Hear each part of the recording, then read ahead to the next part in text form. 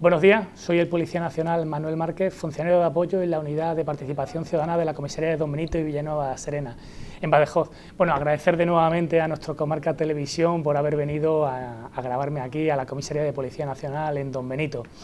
Hoy quiero hablar de las charlas formativas que impartimos sobre violencia de género. La violencia de género es un tema que está muy candente dentro de la sociedad y es muy importante hablar sobre ello, bueno, pues no solo a la gente joven, también a las personas adultas, incluso a los más mayores. Esta charla se divide en dos partes, una primera parte en la que serían generalidades, que ahora voy a hablar de ellas, y una segunda parte que sería desde el ámbito técnico-policial, que la da el jefe del Grupo de Atención y Familia de Policía Judicial de aquí de la Comisaría de Don Benito, que aparte de ser un excelente profesional, es un gran amigo, tengo que decirlo. Bueno, una primera parte se daría sobre las generalidades de la violencia de género. En esta primera parte hablaremos primero de las definiciones de la violencia de género. Hay muchas definiciones de violencia de género, pero yo hablo siempre de la definición más estandarizada, que es la que da la Asamblea General de las Naciones Unidas en 1993, que habla de todo acto que se lleve contra la mujer por ser mujer, en el que se le implica un sufrimiento físico, psíquico y sexual. También habla del sufrimiento que se imprime por aquellas amenazas, coacciones o la falta de libertad que se realiza contra la mujer. Aquí siempre el sujeto activo es el varón y el sujeto pasivo es la mujer, por eso violencia de género, porque es la violencia que se ejerce contra la mujer por su pareja, expareja o cualquier persona que haya tenido análoga relación de afectividad, es decir, por tu marido, exmarido, por tu novio, exnovio, ¿vale? Es muy importante. Y luego también establece la definición de violencia doméstica, que es toda aquella violencia que se ejerce dentro del ámbito familiar. Aquí estaremos hablando de abuelos, abuelas, a hijos, a padres, a maridos, etcétera. Una vez que hablamos de estas definiciones con las personas asistentes, hablaríamos de la violencia de género a lo largo de nuestra historia, es decir, desde la prehistoria a nuestros días, cómo ha ido evolucionando esa violencia de género.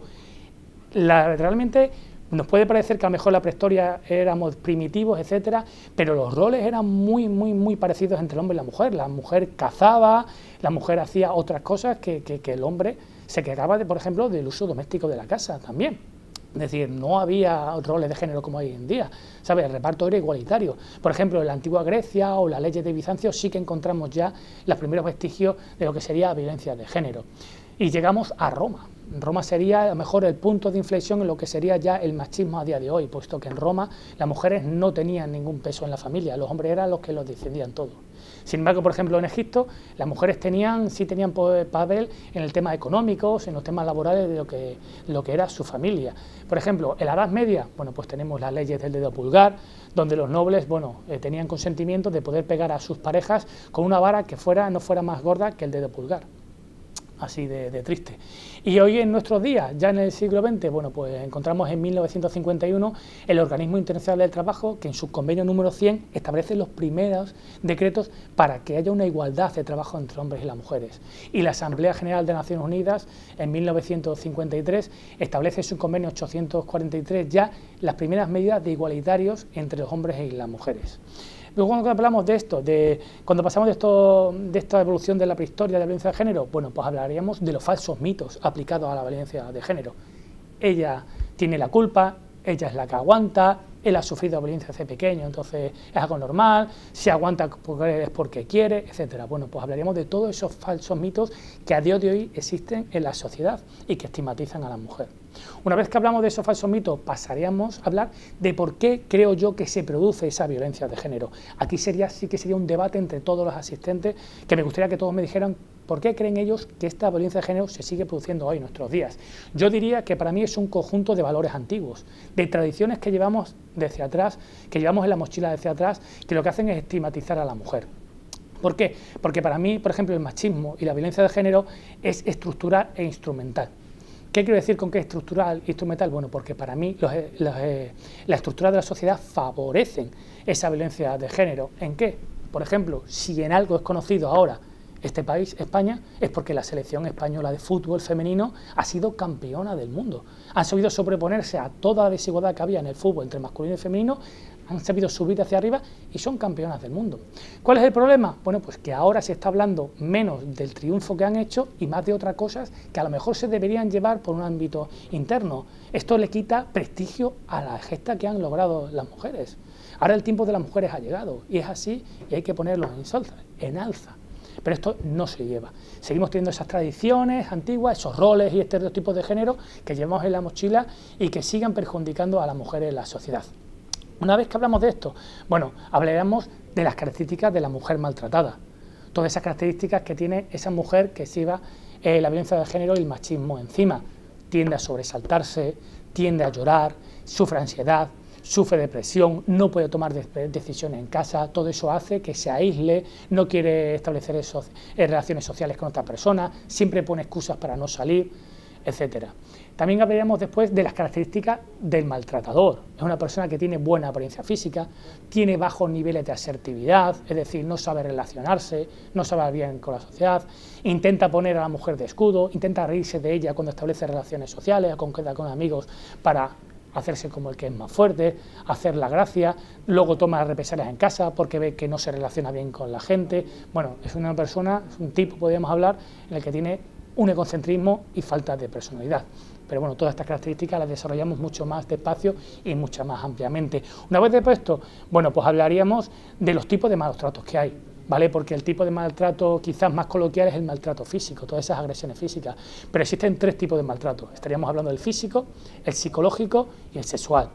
El maltrato físico, bueno, pues son todas acciones o conductas que conllevan un sufrimiento físico de la mujer, ¿vale? Ahí los indicadores, bueno, pues serían los hematomas, los arañazos, bueno, todo eso que ella intenta ocultar. Dentro del maltrato psíquicos, bueno, pues estaríamos hablando de conductas que lo que hacen es llevar un sufrimiento psicológico a la mujer. Esto se lleva desde muy atrás. De hecho, el maltrato psicológico generalmente suele ser previo al maltrato físico. Ahí se nota la ansiedad, la depresión de la mujer, no tomar decisiones, no querer salir de casa, tener miedo a cuando el marido o su pareja viene a casa porque muestra mucha agresividad con los objetos, etcétera, no la deja trabajar, la tiene sin dinero en casa, bueno, pues todo ese tipo de maltrato psicológico que vamos poco a poco desgranando en la charla. Y por último sería el maltrato sexual, que sería todas aquellas conductas que van en contra de la libertad sexual de la mujer. Aquí estamos hablando cuando obliga a su pareja a tener relaciones cuando ella no quiere. Esto aquí puede haber indicadores en cuanto al daño, ¿vale? A hematomas, etcétera, pero no tiene por qué ser así, no puede dejarla, puede ser que actúe no con violencia, pero sí con intimidación y la mujer se ve obligada a tener relaciones cuando ella no quiera. Estos serían los tres tipos de maltrato. Y ahora hablaríamos de lo que sería el ciclo de la violencia de género. Aquí el ciclo de la violencia de género se dividiría en tres fases. Una primera fase que sería la fase de tensión, una segunda fase que sería la fase de agresión y una tercera fase que sería la fase de arrepentimiento o luna de miel que se le suele llamar. La fase de tensión, toda esa acumulación que lleva durante días, semanas, meses o incluso años dándose insultos, vejaciones, agresiones contra elementos que hay en la casa, incluso con los hijos, y llega un momento en que se da esa fase de agresión, toda esa acumulación que lleva la vierte contra la mujer.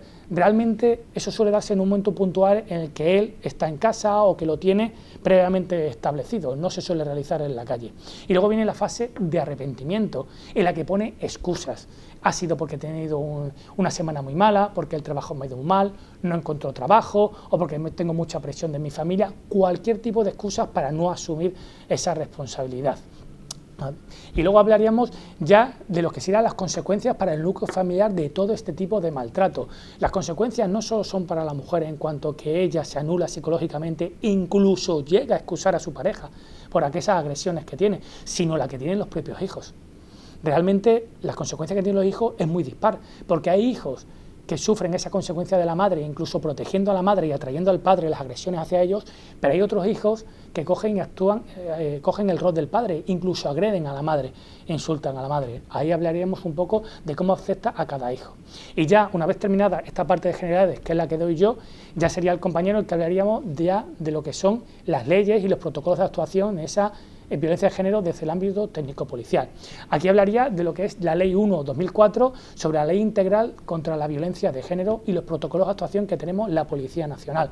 Dentro de esos protocolos de actuación, bueno, pues veremos primero cómo tenemos la Policía Nacional conocimiento de los hechos. Son por cuatro partes. Primero, bueno, por las llamadas al 091. Segundo, bueno, por la comisión al lugar de la intervención. Tercero, por un parte de lesiones que nos llegue del juzgado. Y luego cuarto sería por la denuncia de la víctima. Una vez, por ejemplo, que nosotros, por el protocolo de actuación, llegamos al lugar, nos comisionan porque algún vecino ha escuchado algún grito, algún familiar, incluso la víctima solicita presencia policial, bueno, pues ahí tendremos que tratar con mucho cuidado a la víctima a la hora de tener ese primer contacto con nosotros, con la Policía Nacional. Le haremos un ofrecimiento de acciones, hablaremos con ella en un lugar seguro, siempre prevaleciendo la seguridad y la integridad de la víctima. Le pondríamos un coche para que viniera a comisaría a denunciar. Haríamos todo lo que son las medidas integrales de seguridad para esa persona. Y si ella no quiere denunciar el hecho que ha pasado, activaríamos lo que se llama el protocolo cero. El protocolo cero es un protocolo que estableció la Consejería de Estado de Seguridad para, bueno, tomar una serie de acciones y medidas en la recogida de datos de todo lo que ha podido pasar, tanto lo que nos dice ella, como lo que nos dice él, como los testigos que han podido escuchar. ¿Para qué se hace este protocolo cero? Bueno, pues a la hora de venir los compañeros a comisaría a hacer las diligencias, la comparecencia para el juzgado, todos esos datos que se han recogido en ese protocolo cero se vierten en la comparecencia para ser lo más amplia y lo más detallada posible.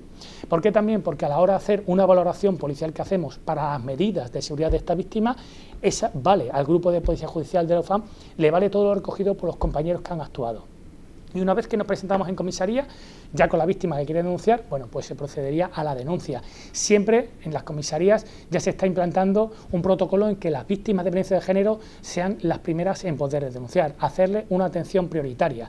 Tenemos un grupo de UFAM aquí en la comisaría de Don Benito y Villanueva de la Serena que se dedican a todo ese tipo de violencia de género contra la mujer. Es un grupo de policía judicial perfectamente válido para recoger ese tipo de denuncias, de ofrecerle todas las acciones, ayuda psicológica, ayuda de abogado y cualquier otra ayuda que la mujer requiera a la hora de interponer la denuncia. Y una vez que interpone la denuncia, podría solicitar la orden de protección. Esta orden de protección es una orden integral. Nosotros llamaríamos comunicación en 24 horas al juzgado sobre esta orden de protección para que el juzgado dictaminara. Y en las 72 primeras horas, según se pone en la denuncia, tendríamos una vista oral en el juzgado en el que iría la víctima con su abogado, iría el acusado con su abogado, incluso los comparecientes, para que tomaran las medidas que el juzgado estime oportunas. Y una vez que se realiza la denuncia, el grupo de atención a la familia de Policía Judicial especializado realiza una investigación acerca de los familiares, del entorno de la mujer, de si tiene hijos, de todos los vecinos, etcétera, para tener una valoración integral sobre el riesgo que puede sufrir la mujer a la hora de interponer la denuncia y de continuar con su vida. Todo esto se realiza, para lo que hemos hablado antes, la valoración personal de riesgo que puede recibir la mujer. Todo eso son unos ítems que se meten en un programa y nos sale una valoración, que puede ser no apreciada, baja, media, alta o extrema.